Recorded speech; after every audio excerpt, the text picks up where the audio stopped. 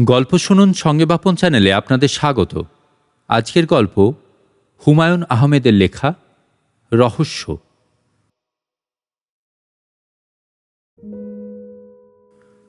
রহস্য জাতীয় ব্যাপারগুলিতে আমার তেমন বিশ্বাস নেই, তবু প্রায়ই এরকম কিছু গল্পটল্প শুনতে হয়। গত মাসে ঝিকাতলার এক ভদ্রলোক আমাকে বললেন তাঁর ঘরে একটি তক্ষক আছে, সেটি রোজ 1:25 3 বার ডাকে। আমি বহু কষ্টে হাসি সামলালাম। এরকম সময়নিষ্ঠ তক্ষক আছে নাকি এ যুগে? ভদ্রলোক আমার নির্বিকার ভঙ্গি দেখে বললেন, কি ভাই, বিশ্বাস করলেন না? জি না। এক রাত থাকেন আমার বাসায়, নিজের চোখে দেখেন তক্ষকটাকে। ঘড়ি ধরে বসে থাকবেন, দেখবেন ঠিক 1:25 3 বার ডাকবে। আরে দূর, কি যে বলেন! ভদ্রলোক মুখ কালো করে উঠে গেলেন। 4 দিন পর তাঁর সঙ্গে আবার দেখা। পৃথিবীটা এরকম, যার সঙ্গে দেখা হবার তার সঙ্গে দেখা হয় না, ভুল মানুষের সঙ্গে দেখা হয়। আমাকে দেখেই ভদ্রলোক গম্ভীর মুখে বললেন, আপনি কি দৈনিক বাংলার সালে সাহেবকে চেনেন? হ্যাঁ, চিনি। তাকে বাসায় নিয়ে গিয়েছিলাম, তিনি নিজের কানে শুনেছেন, বলেছেন একটা নিউজ করবেন। ভালোই তো, নিউজ হওয়ার মতোই খবর। আপনি আসেন না ভাই, থাকেন এক রাত, নিজের কানে শুনবেন। আমাকে শোনালে কি হবে? আরে ভাই, আপনারা ইউনিভার্সিটির টিচার, আপনাদের কথার একটা আলাদা দাম। ওহো, তাই নাকি? আপনারা একটা কথা বললে কেউ ফেলবে না। এই জিনিসটা নিয়ে খুব হইচই করছেন মনে হচ্ছে। না, হইচই কোথায়, অনেকেই অবশ্যই শুনে গেছেন। বাংলাদেশ টিভির ক্যামেরাম্যান নজমুল হুদাকে চেনেন? জি না। উনিও এসেছিলেন, খুব মাই ডিয়ার লোক। আপনি আসুন না। আচ্ছা ঠিক আছে, একদিন যাওয়া যাবে। ভদ্রলোকের চোখ মুখ উজ্জ্বল হয়ে উঠল। তিনি মুখ ভর্তি করে হাসলেন, টেনে টেনে বললেন, চলেন চা খাই। না, চা খাবো না। আরে ভাই, আসেন না, প্রফেসর মানুষ, আপনাদের সঙ্গে থাকাটা ভাগ্যের ব্যাপার। ভদ্রলোক হা হা করে হাসতে লাগলেন। যেতে হলো চায়ের দোকানে। চায়ের সঙ্গে আর কিছু খাবেন? চপ? না। আরে ভাই, খান না। এই, এদিকে দুটো চপ দে তো। এখন ভাই বলেন, কবে যাবেন? আপনার সঙ্গে তো প্রায়ই দেখা হয়, বলে দেবো একদিন। চা খেতে খেতে ভদ্রলোক দ্বিতীয় একটি রহস্যের কথা শুরু করলেন।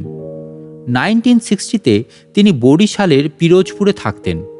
তাঁর বাসার কাছে একটা বিরাট কাঁঠাল গাছ ছিল। অমাবস্যার রাতে নাকি সেই কাঁঠাল গাছ থেকে কান্নার শব্দ ভেসে আসত।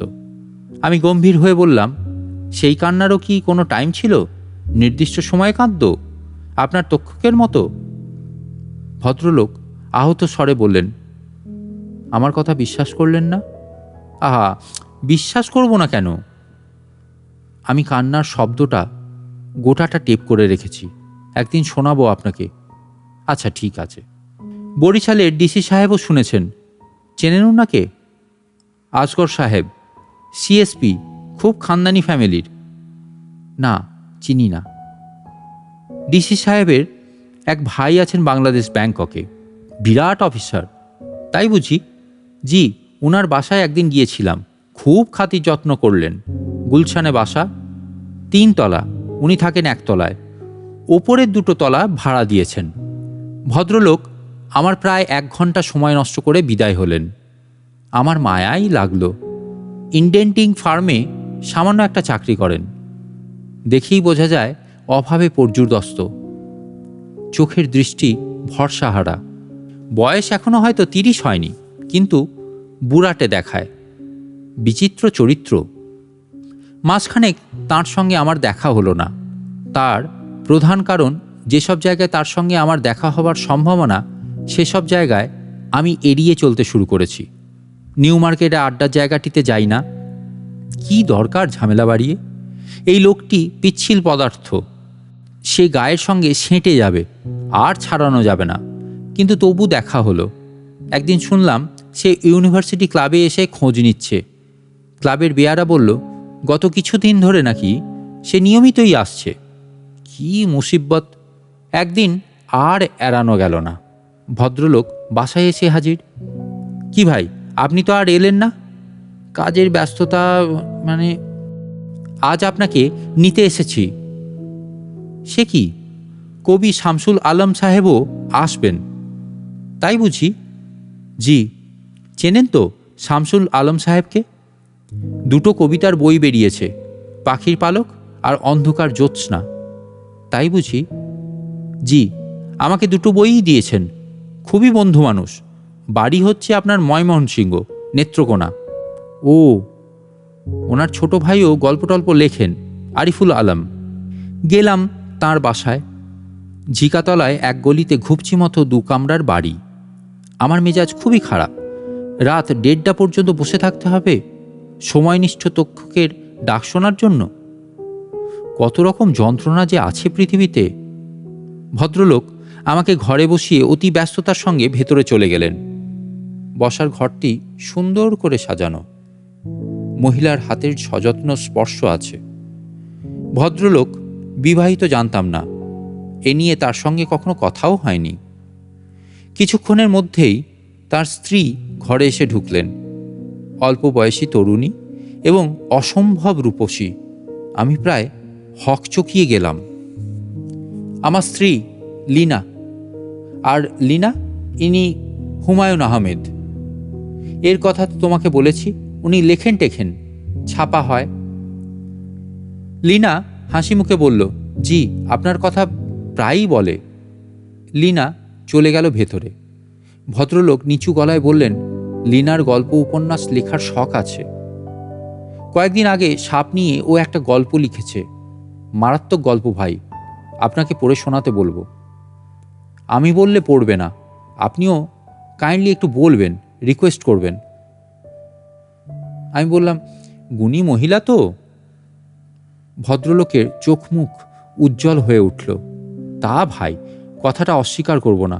গানও জানে, নজরুল গীতি ভালো গায়, বাড়িতে টিচার রেখে শিখেছে। তাই নাকি? জি, শোনাবে আপনাকে? একটু প্রেশার দিতে হবে আর কি। আপনি একটু রিকোয়েস্ট করলেই শোনাবে। কাইন্ডলি একটু রিকোয়েস্ট করবেন। ঠিক আছে, করব। চা এসে পড়ল, চায়ের সঙ্গে বড়া জাতীয় জিনিস। খেতে খেতে বেশ খেতে। আমি বললাম, কিসের বড়া এগুলি, ডালের নাকি? ভদ্রলোক উচ্চ ঈশ্বরে হাসলেন। না রে ভাই, ফুলের বড়া। হা হা হা হা। কত রকম অদ্ভুত রান্না যে লীনা জানে। মাঝে মাঝে এত সারপ্রাইজ হই। খেতে কেমন হয়েছে বলুন? চমৎকার না? ভালো, বেশ ভালো। আরেকদিন আসবেন, চাইনিজ স্যুপ খাওয়াবো। Chicken corn soup. চাইনিজ রেস্তোরাঁর চেয়ে যদি ভালো না হয় তাহলে কান কেটে ফেলবেন। হা হা হা হা। থাই স্যুপও জানে। আমি মেয়েটির লেখা একটা ছোট গল্প শুনলাম, 2টি কবিতা শুনলাম, 3টি নজরুল গীতি শুনলাম। ভদ্রলোক মুগ্ধ ভঙ্গিতে তাকিয়ে রইলেন। বারবার বললেন, ইস, শামসুল আলম সাহেব আসলেন না, দারুণ মিস করলেন। কি বলেন ভাই? রাত 11টার দিকে বললাম, তাহলে আজ উঠি। তক্ষকের ডাক শুনবেন না? আর একদিন শুনব। আচ্ছা, ঠিক আছে। ভুলবেন না যেন ভাই, আসতেই হবে। ভদ্রলোক আমাকে এগিয়ে দিতে এলেন। রাস্তায় নেমেই বললেন, আমার স্ত্রীকে কেমন দেখলেন ভাই? খুব গুণী মহিলা। ভদ্রলোকের চোখ মুখ উজ্জ্বল হয়ে উঠল। ধরা গলায় বললেন, বাঁদরের গলায় মুক্তার মালা, ঠিক না ভাই? আমি কিছু বললাম না। ভদ্রলোক কাঁপা গলায় বললেন, গরিব মানুষ, স্ত্রীর জন্যে কিছুই করতে পারি না, কিন্তু এসব নিয়ে লীনা মোটেই মাথা ঘামায় না। বড় ফ্যামিলির মেয়ে তো, ওদের চালচলনই অন্যরকম। আমরা খুব সুখী। আমি রিকশায় উঠতে উঠতে বললাম, খুব ভাগ্যবান আপনি। ভদ্রলোক আমার হাত চেপে ধরলেন, যেন আবেগে কেঁদে ফেলবেন। ভাই, আরেকদিন কিন্তু আসতে হবে। তক্ষকের ডাক শুনতে হবে। আসবেন তো প্লিজ? লোকজন এলে লীনা খুব খুশি হয়। তক্ষকে ডাকের মতো কত রহস্যময় ব্যাপারই না আছে পৃথিবীতে।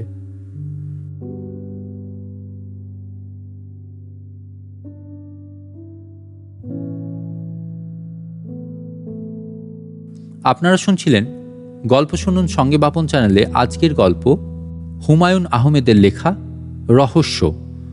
গল্পটি ভালো লেগে থাকলে ভিডিওটিতে লাইক করে এবং চ্যানেলটিকে সাবস্ক্রাইব করে পাশে থাকবেন। আবার দেখা হচ্ছে পরবর্তী গল্পে। আজকের মতো টাটা।